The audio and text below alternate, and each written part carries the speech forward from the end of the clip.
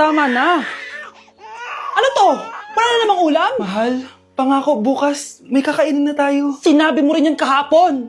Paano tong anak natin, ha? Paano natin ito bubuhayin? Mahal, please, magtulungan tayo. Makakaahon din tayo dito. Ayoko na. O ito, ikaw na maghalaga niyan. Mahal, please, wag mo naman kaming iwan. Babalik na ako sa dati kong buhay. Sa buhay na nakakakain ako na masarap. Sa buhay na nakakapag-party ako. Sa buhay na prinsesa ako.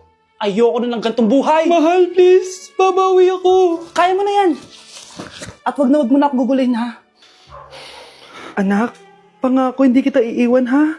Nandito lang ako para sa'yo. Hindi kita papabayaan. Okay, Mr. Ramon? Ma'am, tanggap na po ba ako sa trabaho? Sorry sir. Based sa resume mo, hindi ka pala nakapagtapos ng college. Ang hanap po namin is college graduate. Uy, Ramon, mukhang galing ka sa interview, ah. Natanggap ka? Hindi nga eh. Baka may alam kang pwede kong pasukan ng trabaho. Pwede ako. Sige, sabihan kita, ha? Salamat, Susan. Dami naman basura dito. Ramon! May hiring daw yung kakilala ko at pwede ka daw doon magtrabaho. Ha? Talaga? Sa wakas, mabibilin ko na lahat ng pangangailangan ng anak ko. May anak ka pala? Oo. Iniwan kami ng nanay niya dahil di niya kaya tong gantong buhay. Hayaan mo, hindi mo deserve yun. Wow, ang bilis. May pumalit na agad sa akin. Mali ka nang iniisip. Alam mo ba, Ramon, nabibili ko na lahat ng gusto ko ngayon. Kumakain kami sa magandang restaurant at nakatira ako sa mansyon. Ha? Honey, tara na. Ipag-shopping pa kita mamaya. Baka malit pa tayo sa dinner natin. Okay, honey, papunta na. At ikaw babae ka. Kung ayaw mong masira ang buhay mo, layuan mo yung lalaking yan.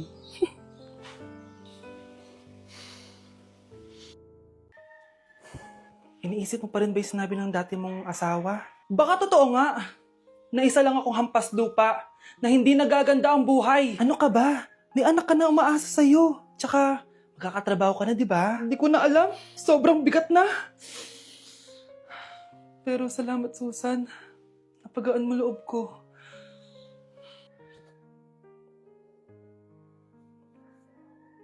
Hello ma'am, thank you for calling. How can I help you? Baby, huwag ka muna umiyak, please. Sorry ma'am. Ako muna bahala kay Scarlett, ha? Mag-focus ka lang dyan. Thank you, Susan. Yes ma'am, I will help you. Scarlett, pagtanda mo, magiging proud sa'yo ang tatay mo.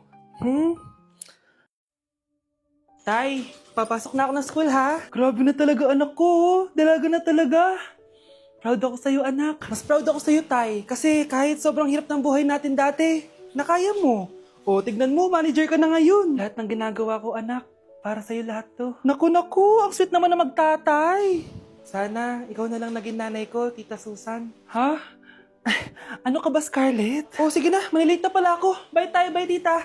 Hi, first day of school. Sana maging masaya tong chapter ng buhay ko. Kailangan may picture ako. Hoy, cellphone ko! Akala mo ba makakatakas ka? Balik mo yan. Miss, cellphone mo ba to? Cellphone ko. At doon nagsimula ang kwento naming dalawa. Sa susunod kasi, mag-ingat ka. Salamat ha. Simula nun, palagi na kami sabay kumain. At syempre, nagsishare ng baon. Palagi din kami tumatambay pag walang teacher at pinagchichismisan namin ang mga classmates namin. Sabay din kami umuwi hanggang sa... Uy, Scarlett! Tara, sabay na tayo umuwi. Sige, tara. Kunin ko lang yung mga gamit ko, ha? Oh, kanino galing yan? Eto, binigay nung crush ko. Wow, ganda. Oh, tara na, uwi na tayo ha. Di na pala ako sasabay umuwi. May gagawin pa pala ako. Sige na. Hoy, sabi mo sabay tayo umuwi. Ano nangyari dun?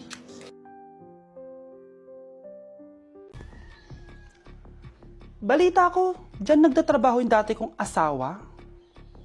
Siguraduhin yung masisisante nyo yan. Dahil ayaw ko ng peste sa kumpanya ng asawa ko. Naintindihan? Susan, alam mo, feel ko talaga mapopromote na ako anytime. Kasi sabi ng manager namin, isa ako sa pinakamagaling sa amin. Ngayon pa lang, congrats na kita. Simula pa lang, alam ko naman na kaya mo. Alam mo, okay din pala na hiniwalay na ako ng asawa ko. At least ngayon, alam ko talaga kung anong habol niya sa akin. Yun ay pera. Madami pang ibang babae dyan, ano ka ba? Tsaka ang importante ngayon, nakafocus ka sa pagpapaganda ng buhay niyo. Oh, luto na to. Kaya na tayo. Yes po, ma'am. Okay po. Ma'am, i-hold ko po muna kayo ha. Wait for a while. Sino itong tumatawag? Sir Ramon, may bad news po ako sa'yo. Ayaw ka po ng boss namin. Ano? Kaya tatanggalin ka sa trabaho. Anong tanggal na ako sa trabaho, ha? Utos lang po sa amin. Hindi pwede yun! Sorry sir, humanap ka na lang po na ibang trabaho. Bakit puro na lang kamalasan dumadating sa buhay ko? Ay. Si Michael ba yun? Michael! Scarlett? Bakit pinauna mo ako umuwi kahapon? Eh di ba palagi tayo sabay umuwi? May ginawa ako. Tsaka baka magselos yung nagbigay ng bulaklak sa'yo. Para ka namang ano dyan? Tsaka alam mo, na-realize ko, hindi ko na pala siya crush. Tara na nga, manood na lang tayo ng movie sa bahay, yung horror. Sige na nga. Michael? Ma? Ano ginagawa mo dito, ha? Get in the car, uuwi na tayo. Di ba sabi ko sa'yo, nababoard ako sa bahay, kaya umalis ako? Michael, siya yung nanay mo. Kilala mo nanay ko? At sino naman tong babaeng kasama mo, ha?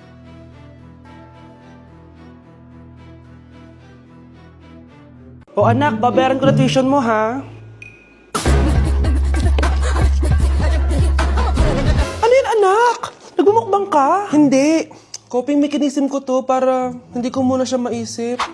Alam mo, Nay, baka kailangan ko lang talaga umalis ng bahay. Tsaka, may kukunin ako. Ang gastos talaga kapag bagong break, no? O, ano na naman yung kukunin mo? Kukuha ako ng BDO Pay card kasi balita ko, it works like an ATM card but with no initial deposit and no maintaining balance. Totoo ba, anak? Yes, Nay. You can use it to pay in stores tapos you get to enjoy mga deals and rewards if you link your BDO Basic account to your BDO Pay. Eh, paano naman kumuha yan, anak? Madali lang, Nay. Just sign up for a BDO Basic account and once approved, pwede ka na pumunta sa nearest branch to get your BDO Pay card. And if meron ka namang existing BDO Cash card, you can swap it to BDO Pay card for free. Sige, anak!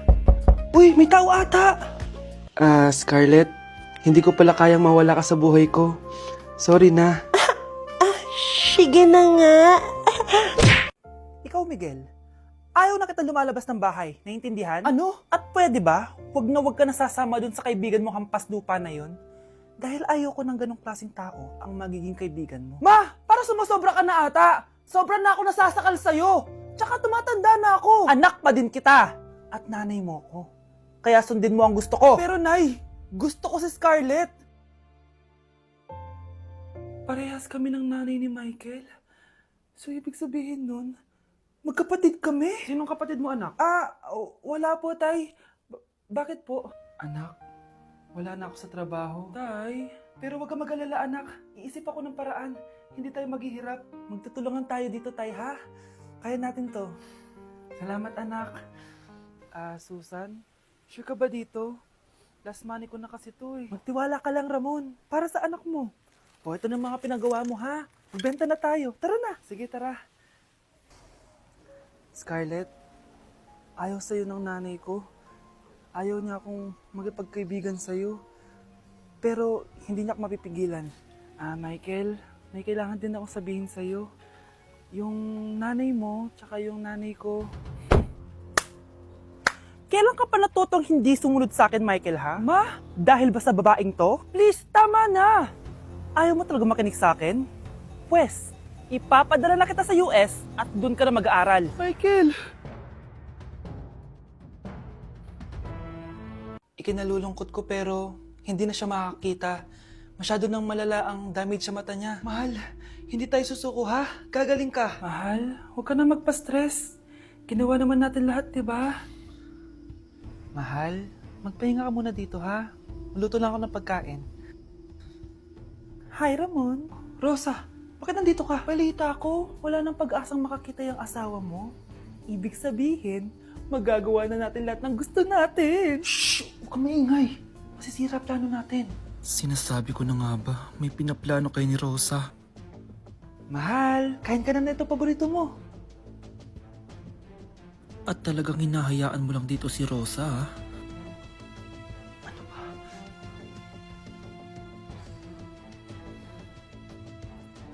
Walang iya kayo? Sa harap ko pa talaga at sa sarili kong bahay?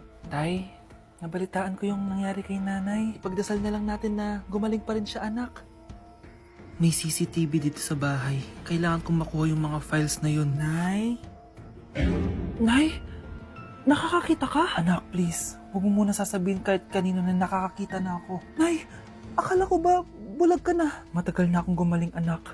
Hindi ko lang masabi kasi may masamang kutob ako dyan sa tatay mo. Sir, good news! Base sa recent lab test ng asawa nyo, nagre-recover yung mata niya. Ano? Ba't parang hindi kayo masaya, sir? Uy, Mare, may field trip kasi yung anak mo. Kailangan ng pirma ng parents. Rosa, sumagot ka. Kapag pinirmahan mo to, akin na lahat ng mga kayamanan mo. Oh, pirmahan mo na. Tita, wala naman ako field trip ah.